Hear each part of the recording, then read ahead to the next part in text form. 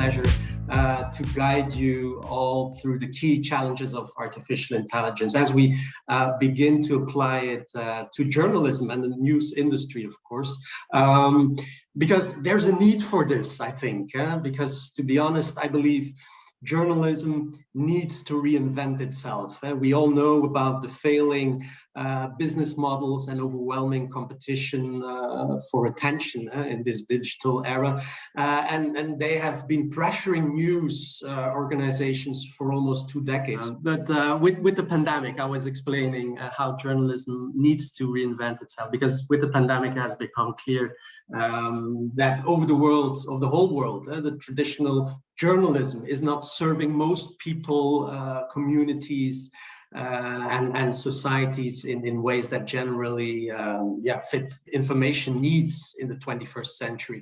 And in fact, the fact is that AI, I think, is already dramatically changing our newsroom. And more recently, a new and rapidly growing challenge to traditional journalism has been emerging. Intelligent systems, as we know, deepfakes, if I mentioned them already, or synthetic media, as I prefer to call them, and of course, machine learning algorithms. They can automate information and communication in pretty much the same way that industrialization and electricity automated the production of material goods. And I believe these factors are in the same way threatening traditional journalism, but they also offer real opportunities, and that's what we're gonna talk about today. And this is where we can kick in as journalists who are dealing with the next generation of journalism, because we now have the opportunity to develop new forms of news thanks to AI that take advantage of artificial intelligence to generally serve everybody, you could say. And this will also make journalism relevant and financially more sustainable in a hyper-competitive digital media ecosystem. And I believe we have to fundamentally adapt journalism to a new AI-mediated digital reality, and the impact of AI is already happening, making news more adaptable, more accessible, and more available to more people than ever before. And I'm here to help you discover what this AI-enabled journalism looks like. I've been basing this research on my time in at Stanford University a few years ago. I'm here working with some of my team members on some tools to fight against fake news and deep fakes. Because, why I went to Stanford, I thought it was essential to proactively understand what AI can and cannot do. And just to throw in some very recent examples in journalism using AI before we kick off, these are 2 stories I'm really proud of. They've been done with the help of AI. This one from La Nación in Argentina was done by a Stanford colleague of mine. This team used AI to track and to monitor the election transparency in Argentina, and they developed a computer vision algorithm for this. And even though they were not that happy about the results, the fact that journalists were using this new technology to combat possible frauds was very powerful as a message to the politicians, of course, and to the rest of the society in Argentina. And it was, of course, good as PR for this newsroom. And another example is this from Ukraine, a very timely example. A news organization in Ukraine wrote this story, Leprosy of the Land. They discovered how thousands of hectares of land in Ukraine have been turned into lunar landscapes because of illegal amber mining for Chinese customers. And they've been using machine learning and computer vision to investigate an area up to 70,000 square kilometers, and they've won a lot of rewards with this story. So this does not require any crash course in computer coding, I believe. This is also, my talk won't be a promotional talk on AI, but an evaluation, I think, of its strengths, its weaknesses, and of course of ethical issues. Because if you look back in history, the news industry and AI, you could say they are a perfect marriage. After all, what is the most important thing that we as journalists work with? It's data, of course. This whole COVID-19 pandemic has already demonstrated the importance of data, but you have to see data much more broadly, of course. Every quote, every text online, every video that we publish, it's all a form of data. And anyone who can say data can say automation, because through commercial history, everything that could be automated has eventually been automated. It's called progress, of course. We've been using telephone, pictures, video, fax machine, computers over the last decades. And this has been changing our news industry dramatically. Data and journalism, it's a marriage. It's a perfect marriage. I like to use this slide. If you look at data altogether, it's a big mess. You can then try to order it and try to visualize it, but in the end, you have to make a story with the data. And I think AI can really help us with that. Because if we look at some studies about how the news industry could be automated, it's been shown that almost 15% of our daily activities can be automated by AI. What kind of activities? Well, just take a quick look at it. I think we will see it in the next couple of minutes. But first, maybe I always like to show this slide. What is AI? Is it a supernatural being that is coming into life, or is it just a couple of well-programmed washing machines in a row? I don't know the level of people watching this webinar, but I always compare it more to a bunch of programmed washing machines instead of this supernatural being. Machines that can make autonomous decisions, that's my definition of AI, just like humans and animals are doing, and they can learn, think, and perform tasks individually. And I think, if you look at what AI is really good at, we know what's necessary. You have a good computer, you have a lot of data, you have good algorithms. But if you look at what AI is really good for in journalism also, it has everything to do with memory, of course, with repetition, with prediction, with adapting to feedback, with detecting patterns, detecting anomalies, and with optimizing all this, we can get real good stories thanks to AI. And therefore, I would really like to get these 3 A's promoted a little bit. For me, the 3 A's in AI stands for automate, augment, amplify, and automate, of course. Yeah. And the 3 I's, they stand for immediate. It's already happening in journalism. It's invisible. We don't really see it happening, and the impact is huge. If you look at what AI can be doing for us journalists, it's giving us superpowers. I mentioned these 2 examples. This would not be possible without AI, because it needs a lot of manpower to discover these kinds of stories and to track, for example, a huge election process. But AI is giving us superpowers, and it will give us more time to go in depth, work faster, think more creatively, and yeah, the question is, of course, always, will it take our jobs as journalists away? I don't believe so. It will create new jobs in the newsroom, and we already see this happening with, for example, automation managers, people who are checking the algorithms and so on. So it will create new jobs. We'll discuss it later.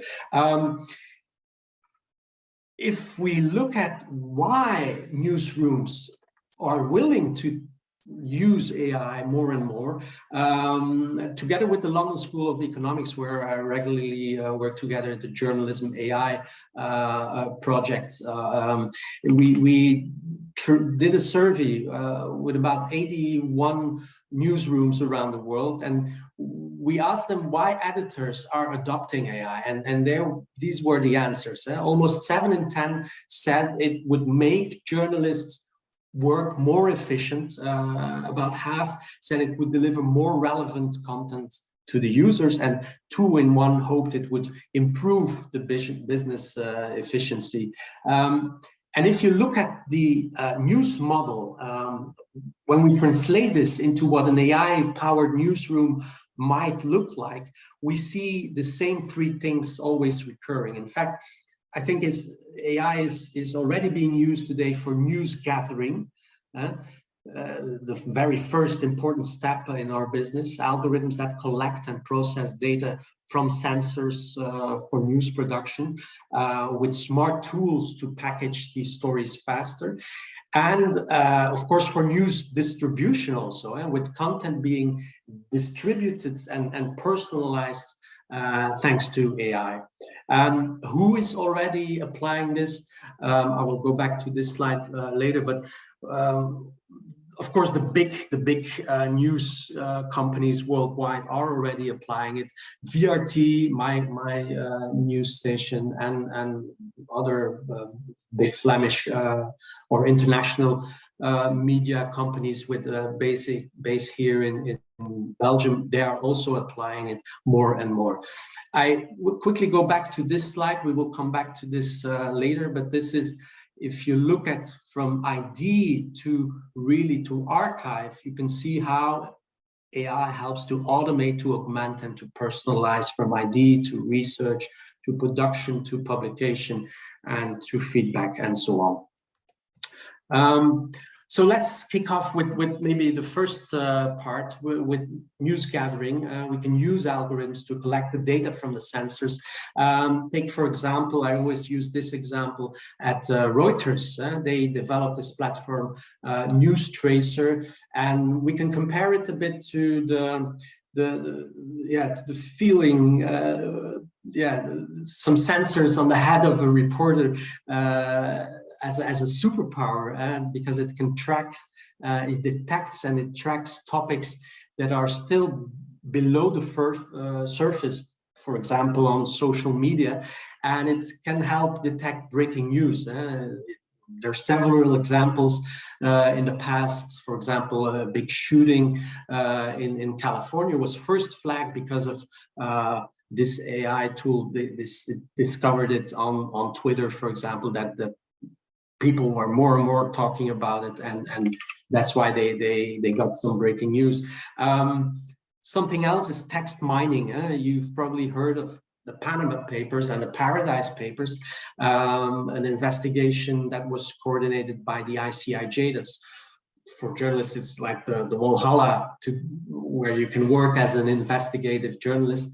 They used an AI-powered tool to automatically recognize and index text documents by recognizing entities such as people, such as places, dates, and so on, in a huge amount of text. And this was used to decipher about 1.3 millions of documents, confidential documents related to offshore investments.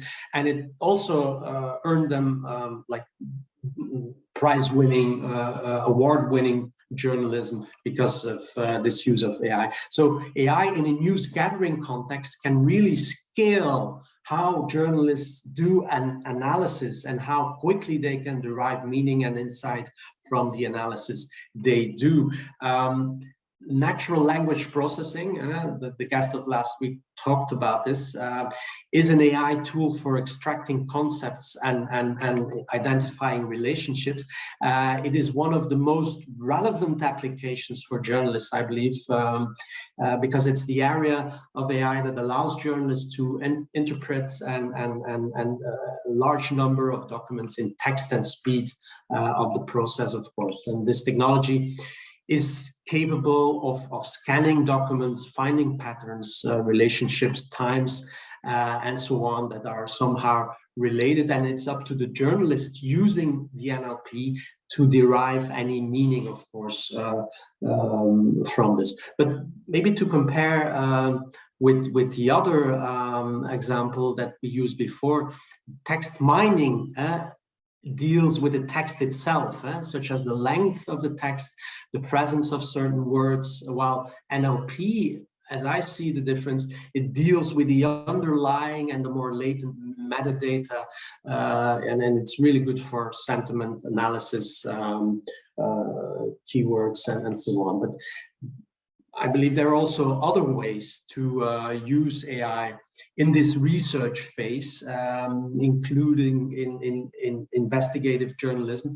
And with pattern recognition, for example, in 2017, a great example, I believe, is how BuzzFeed News published a story about how spy planes, after training machine learning, to look for planes with flight patterns similar to that of the FBI and the Department of Homeland Security, they could detect all these patterns, but something strange really happened while they were using this AI, and it really showed that it's not perfect, and sometimes it can give false positives, because during the investigation, the AI system also flagged planes of aircrafts doing skydiving and not spying. So they were flagging skydiving airplanes that had similar flight patterns.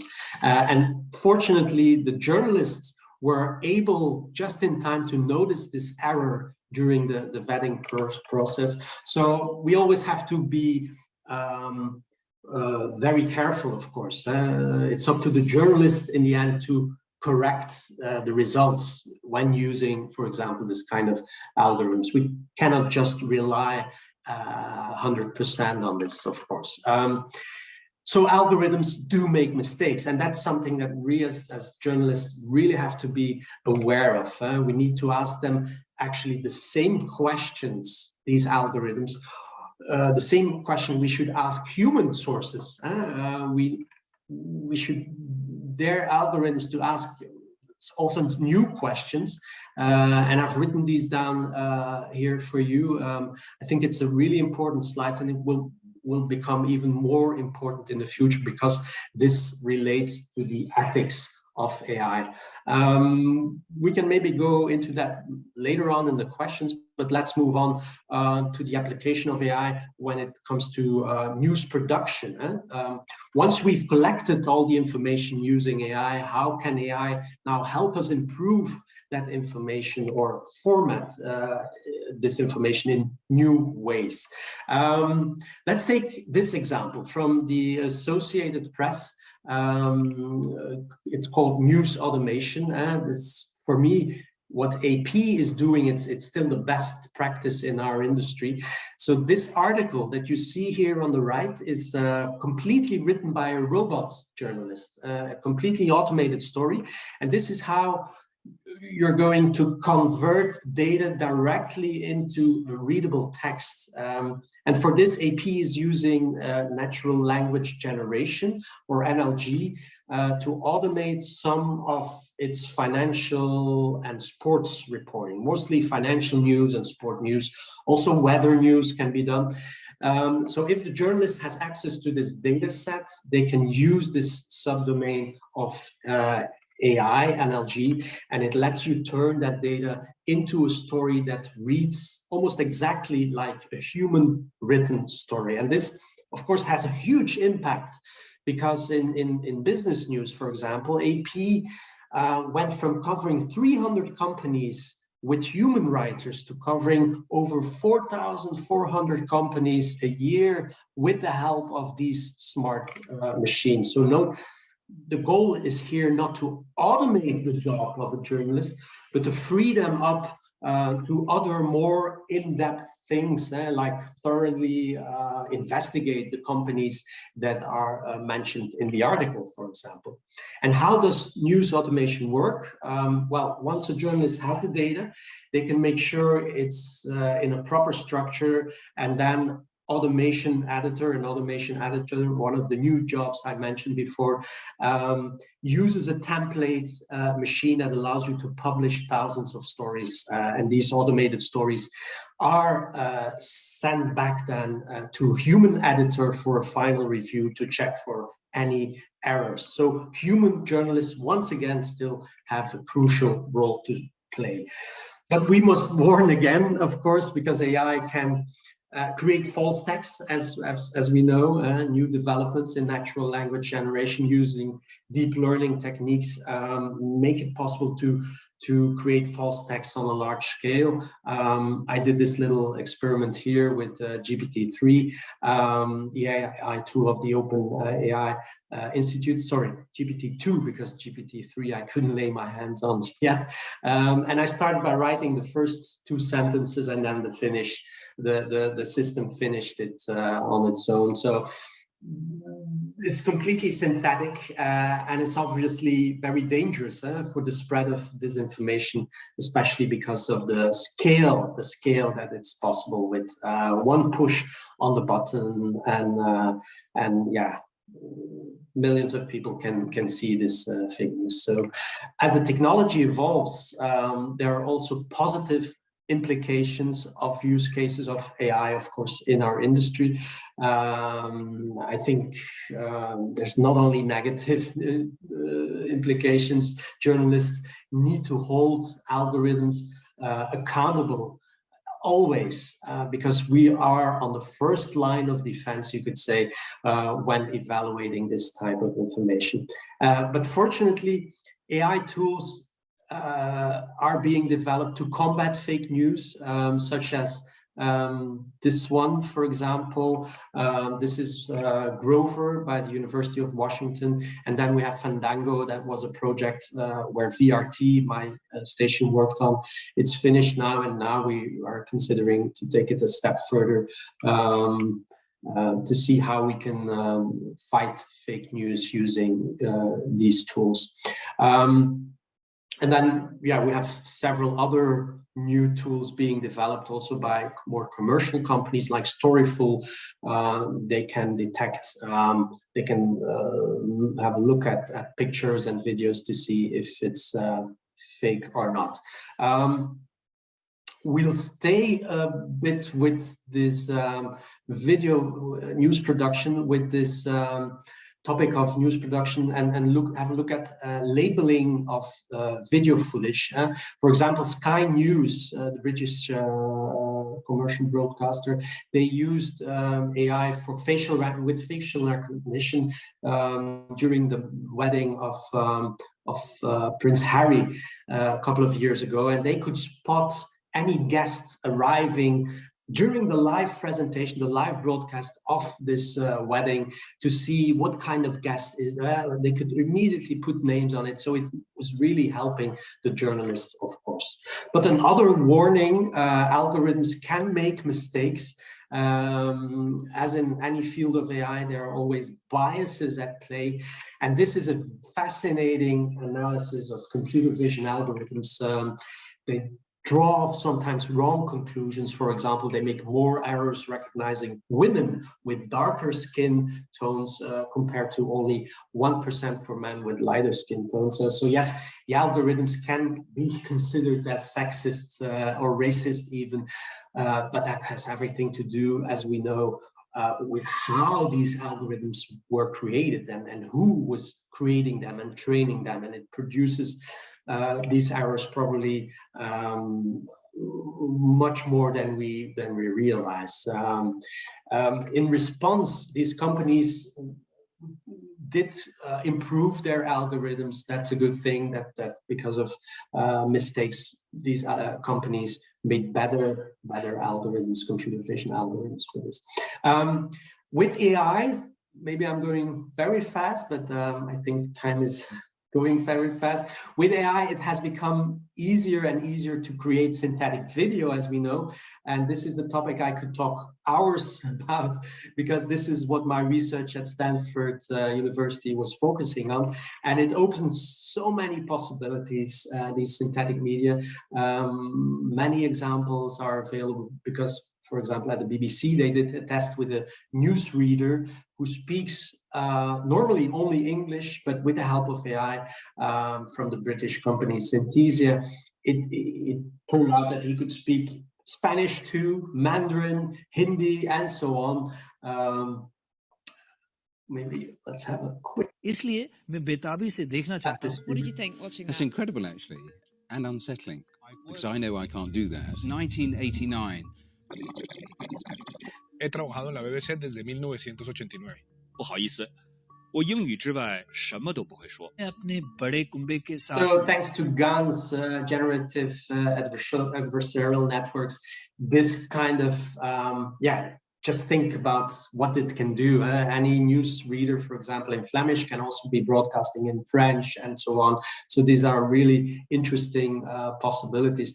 And before you know it, we could have synthetic news anchors, like the ones they're experimenting with in China already at the state news agency Xinhua. And especially in Asian countries, people don't really mind that the news is being read by an artificial journalist. I think here in Belgium, we still need some time for that, and luckily for us. But again, we must warn of what could go wrong and is already. 现场的各位朋友，大家好，欢迎来到新华社，我是由新华社。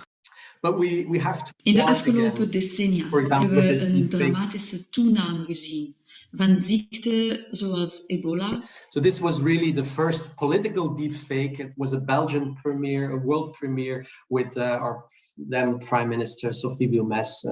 So it could trick not only the journalists but also the audience, and that makes it, our job even more important and more difficult to see if the footage, the pictures that we get in the newsroom daily, and I can assure you thousands and thousands of pictures and videos we receive daily, we have to develop instruments to flag these kind of videos, and I can assure you it's not that easy. My time at Stanford didn't result in a tool that can really do that, and other companies are right now trying to do this, but it's not as simple as it looks like. But finally, let's talk about the use of AI in the news distribution, of course, the most important step, you could say, because every product that you create has to be distributed. How this technology is changing, this final step in our process. So let's have a look at personalized news, of course. We've seen synthetic news anchors, and this is how the Times, the newspaper, the Times in Great Britain has an AI-powered tool called James, and it acts as a sort of digital butler using data to learn about readers' habits, its interests, preferences, and so on. VRT is also starting to use more personalized news in its app, for example. And another example is this one from our colleagues from the Finnish public broadcaster YLE. So they developed a little robot called Voito that helps readers to get a more personalized news feed. So they personalize it with this little robot, and it's really popular, and it really attracts more a younger audience also to this public broadcaster. But again, we have to warn because too much personalization, we know, can lead to information bubbles, and they show you more of the same information and so on. So instead of personalization algorithms, we also need to develop editorial algorithms. And I've seen good results with that, how news companies, for example, in Switzerland, are developing these editorial algorithms to compensate this information bubble. Because information bubbles create another problem, online polarization. That's something that we all see happening constantly, this polarization online. But luckily there's an AI tool for that already, an AI comment moderation tool. For example, at the New York Times, they use this tool called Perspective API to identify toxic content. If the toxicity score is very high, the comment editor who's monitoring this flow of comments is being warned, and he can take down the comment that is toxic, for example. And also VRT is trying to see if we can adapt or we can adopt this kind of tools, but it's or Media House, for example, is involved in together with VRT in a project called Rhetoric. I believe it's just finished, this project, which stands for Reducing Hate with Editorial Tools for Online Reactions and Comments. And the way the algorithm that they use is being trained is that they take large amounts of comments from online, from everywhere, and they build this model based on that initial data. But again, a warning about algorithm bias, of course. If there's no oversight, the AI can become very biased. In a research paper, for example, by these academics, they found that in some cases, the algorithms of Perspective API that the New York Times is using can sometimes flag content that is toxic, but in fact, it's absolutely not toxic because just the data is wrong. So the editor must always be aware to detect the bias. And of course, it's always prevention is always better than when it's occurring. So another interesting case study is how to prevent bias. Financial Times developed She Said, He Said, and it's a bot. It's a bot that automatically tracks whether a quoted source in a news article is male or female, and the system uses this analysis to track pronouns with and first names to determine if the gender of the people mentioned in a certain article is way too much or not. And if you're interested, by the way, with my Stanford team, we also developed something similar for video. It's the TV news analyzer tool. I can mention it or send you a link afterwards because it's open to test. At VRT, we've been testing this. It's working, but there's still some bottlenecks to solve. And then I like to end these examples with this one. The Wall Street Journal is using AI to increase paywall subscriptions, and it really works. The numbers have increased dramatically, and not only because of Corona news. And I believe European news publishers are also doing this. And this is Shipstat is, for example, one of these tools that are trying to predict if visitors will in the end pay up to get a subscription of a newspaper or not. Shipstat, but there are other examples. Maybe to give an interesting thing that I really would like to mention is how modular journalism works. So every news article is based, has different fragments, different paragraphs, and with modular journalism, thanks to AI, we can adapt the content to the reader. For example, a 14-year-old has much less background in reading an article. So with this algorithm, it will create a different article than, for example, somebody like a 40-year-old with a lot of background will have a different kind of article. And there are really interesting experiments with it together also with the London School of Economics.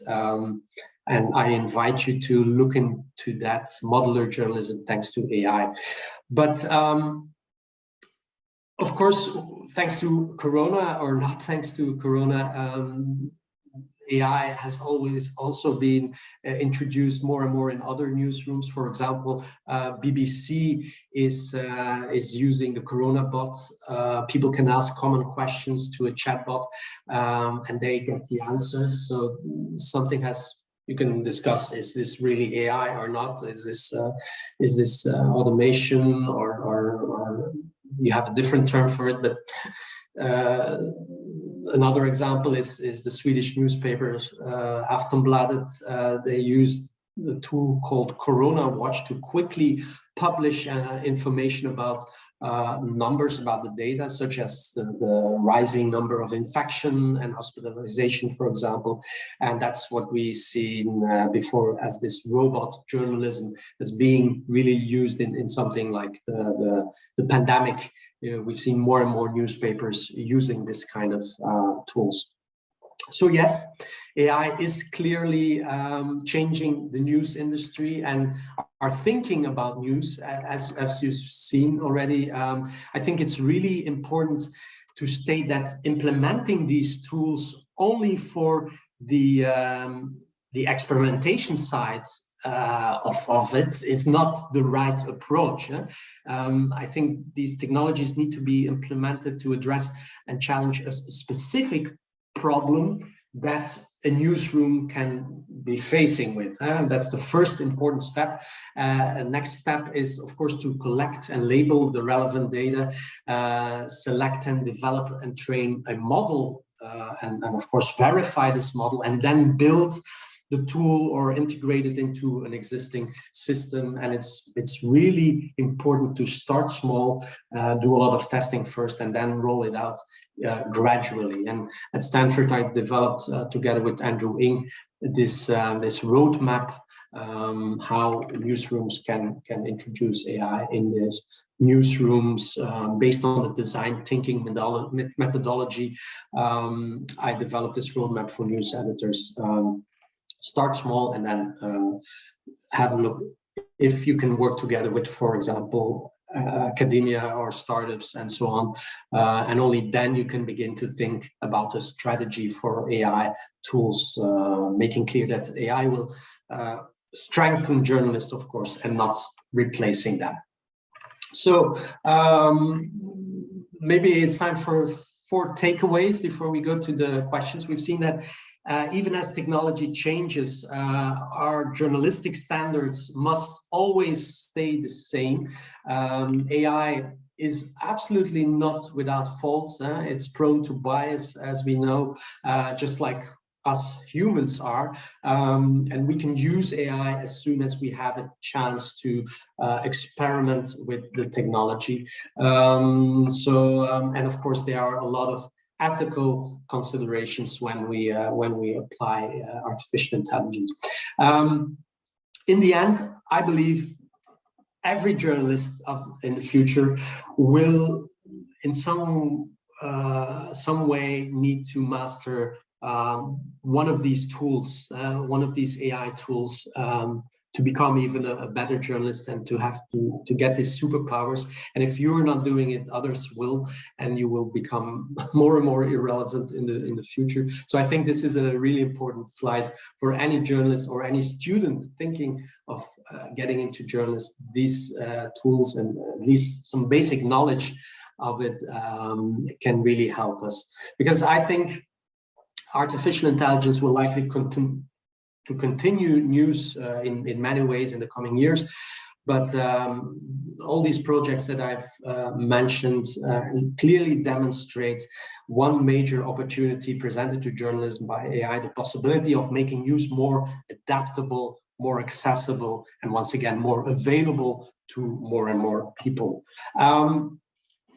And yeah, if you want to learn more about how we journalists can use AI, together with Google and with the London School of Economics, VRT News developed this crash course for machine learning, using machine learning in creating stories. That's something that we worked on during the first lockdown. It was a great experiment. And I also developed this AI edu box, sort of educational box about artificial intelligence, really focusing on high school students, but I think everybody who's interested in it can have a look, and it's freely available at VRT. And then I invite you to have a look at some of the articles I've been writing while at Stanford, and it's still the basic of my future research.